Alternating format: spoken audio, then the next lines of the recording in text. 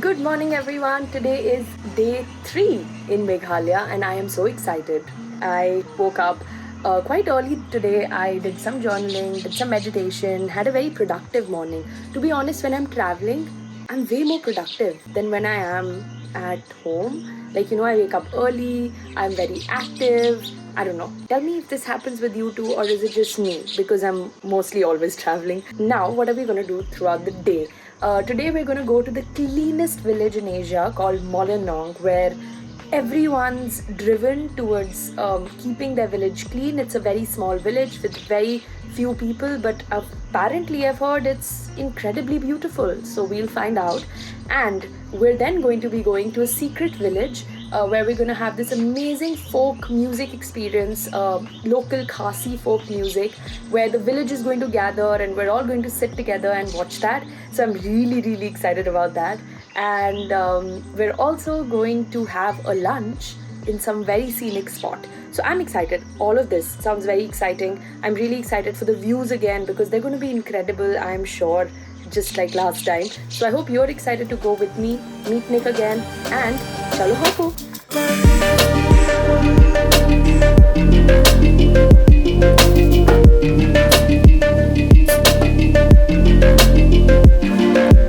So we finally reached. We started at 8 a.m. to come to the Mawlynnong village, which is the cleanest village in Asia, and I'm so excited to see it. It already looks beautiful, as you can see behind me.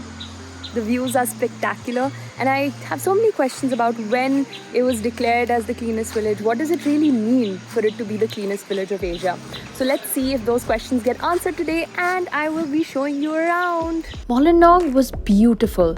It's also known as God's own garden. Smoking and plastic are strictly prohibited, and honestly, my favorite part was seeing the community-based initiatives, from young kids to old people. Everyone was involved in cleaning up the place. There was absolutely no trash anywhere, and it was spectacular to see. No, not possible. Okay. Then we'll take 3. 1, 2, 3. Can you give us something else small and no change? We don't have change. Yeah. As I was walking around, I saw cute little kids dressed up in their uniforms. I think they were on their lunch break since all of them roamed around with their little tiffins, and the cutest part was that they were coming back home to have lunch because their school was that close, and then heading back to school. One thing that's very interesting to note is that Mawlynnog has achieved a 100% literacy rate and is highly progressive for women. Let's talk to some of these cuties. Thank you. You're very nice. Thank you so much. You're very nice to your room. The girls right there behind me gave us this mango, which is so sour and so tasty.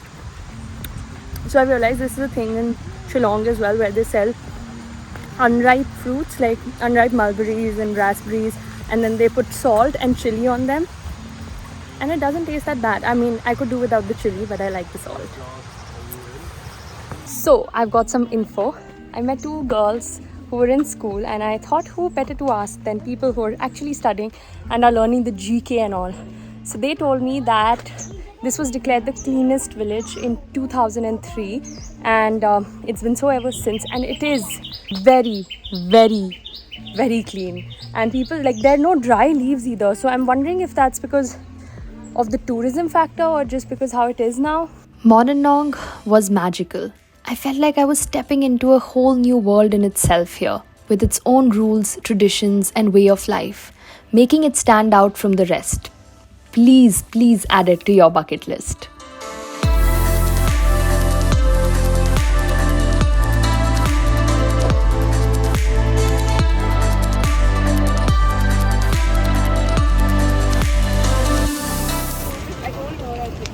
A view, a lunch with an incredible view.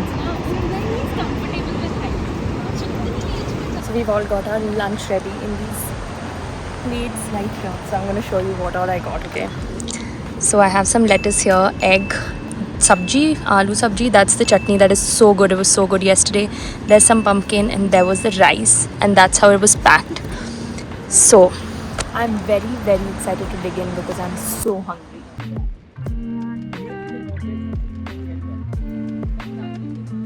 We're now on our way to watch some Khasi folk music, and I'm so excited. Music, I've heard, is an integral part to Khasi life. One can hear a lot of nature induced sounds mixed in the Khasi music. For example, humming of bees, or bird calls, or even the call of a wild animal. And they've always accompanied it with a little bit of dancing. As you can see, the musical instruments used here include drums, gongs, and they're all made from clay, wood, or bamboo. And of course, the most important, the conch shell horn. And then I saw little girls playing games, and actually their own version of games that we used to play as kids. But here they'd play it with bamboo or different kinds of stones and just had a few little different rules. And I realized how games bring us all together. We had no idea how to speak each other's language, but we communicated with smiles and game rules. And I think I've never laughed so much and smiled so wide in all of these days. This is why I love traveling, and this is why I continue to choose it as a part of my life every single day. Coming back home.